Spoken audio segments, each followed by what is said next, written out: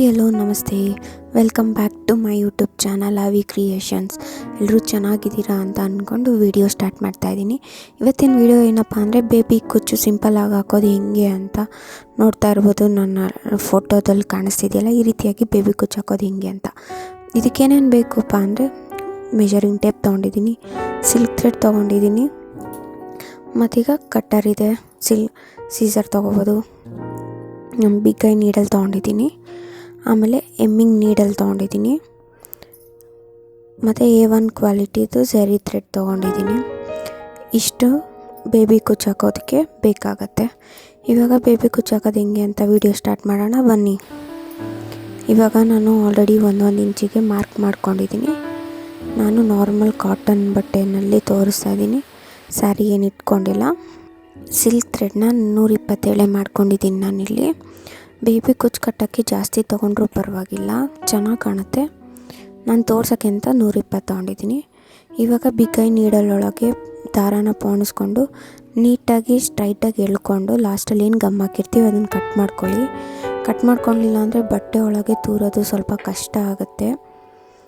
So ಹಾಗಾಗಿ ನಾನಿಲ್ಲಿ normal ಇವಾಗ ಮಾರ್ಕ್ ಮಾಡ್ಕೊಂಡಿರೋ ಹತ್ರ ಕೆಳಗಡೆಯಿಂದ ಮೇಲ್ಗಡೆ ಸೂಜಿ ಹಾಕಿ ತೆಗಿತಾ ಇದ್ದೀನಿ. ಮೇಲ್ಗಡೆಗೆ ತಗೋತಾ ಇದ್ದೀನಿ. ಸೊ ನೀವು ತಗೋಬೇಕಾದ್ರೆ ಸೀರೆ ಒಂಚೂರು ಸ್ವಲ್ಪ ಲೂಸ್ ಆಗಿರುತ್ತೆ, ಪರವಾಗಿಲ್ಲ ಬರುತ್ತೆ. ನಾನಿಲ್ಲಿ ಕಾಟನ್ ಬಟ್ಟೆ ತೊಗೊಂಡಿರೋದ್ರಿಂದ ಸ್ವಲ್ಪ ತೆಗಿಯೋಕ್ಕೆ ಪ್ರಾಬ್ಲಮ್ ಆಗ್ತಾಯಿದೆ. ಮೇಲೆ ಎಳ್ಕೊಂಡು ನೀಟಾಗಿ ಗಟ್ಟಿಯಾಗಿ ಇಟ್ಕೊಂಡು ಎಳ್ಕೊಳ್ಳಿ ಕೆಳಗಡೆ. ಆವಾಗ ನಿಮಗೆ ಜಾಸ್ತಿ ಏನು ಎಕ್ಸ್ಟ್ರಾಸ್ ಬರೋಲ್ಲ, ಕರೆಕ್ಟಾಗಿ ಬರುತ್ತೆ.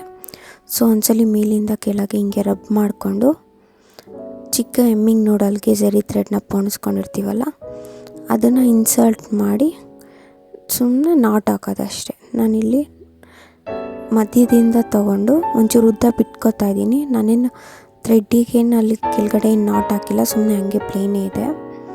ಸೊ ಹಿಂದೆಗಡೆಯಿಂದ ಬಂದು ದಾರದ ಹಿಂದೆಗಡೆಯಿಂದ ಎಳ್ಕೊತಾ ಇದ್ದೀನಿ. ಮತ್ತು ನೋಡಿ, ದಾರದ ಹಿಂದೆಗಡೆಯಿಂದ ಬಂದು ದಾರದ ಕೆಳಗಡೆ ಹಸಿಂದ ಎಳ್ಕೊತೀನಿ. ಒಂದು 3 ಸಲ ಅಥವಾ 4 ಸಲ ಹಾಕೋಬೋದು. ಆಮೇಲಿಂದ ಮೇಲ್ಗಡೆಯಿಂದ ಚುಚ್ಚಿ ಕೆಳಗಡೆ ತೆಗಿತಾ ಇದ್ದೀನಿ. ಸೊ ಇಷ್ಟೇ, 4 ಸಲ ಅಥವಾ 2 ಸಲ 3 ಸಲ ನಿಮ್ಗೆ ಎಷ್ಟು ಸಲ ಬೇಕು ಅನಿಸುತ್ತೋ ಅಷ್ಟು. 4 ಜಾಸ್ತಿ ಆಯಿತು, 3-4 ಸಾಕು ನಿಮಗೆ. ಅದ್ರ ಮೇಲೆ ಜಾಸ್ತಿ ಹಾಕಿದ್ರೆ ಚೆನ್ನಾಗಿರಲ್ಲ.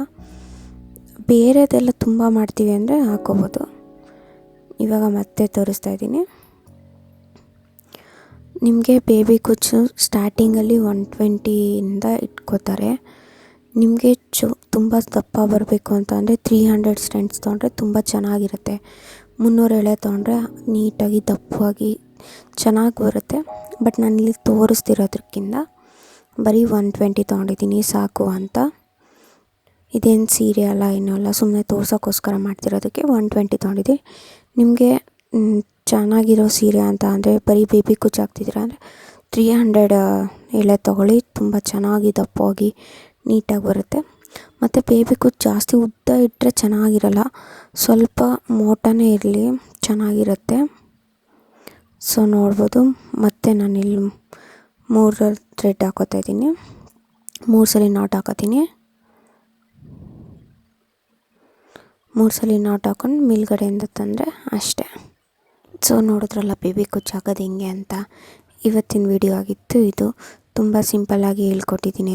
ನಿಮಗೂ ಇಷ್ಟ ಆಗಿದೆ ಅಂದ್ಕೊತೀನಿ. ಇದೇ ಥರದ ಮತ್ತಷ್ಟು ವಿಡಿಯೋಗಳಿಗಾಗಿ ನನ್ನ ಚಾನಲ್ನ ನೋಡ್ತಾಯಿರಿ.